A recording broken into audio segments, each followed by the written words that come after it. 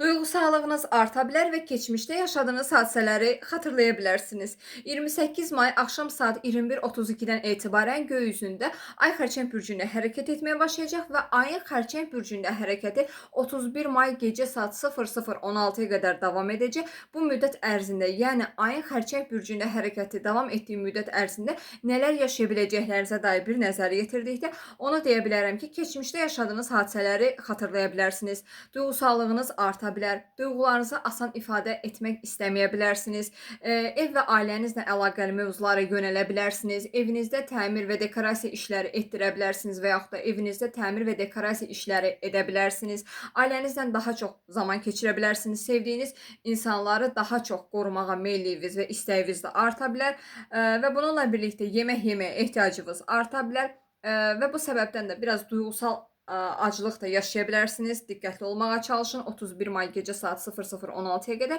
Bir də mədə ilə əlaqəli problemlər yaşanıla bilər və yaxud da mədədə biraz həssaslıq yaşanıla bilər.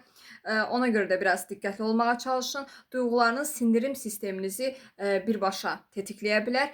Həm mədənizə, həm də sindirim sisteminizə özən və diqqət göstərməyə çalışın.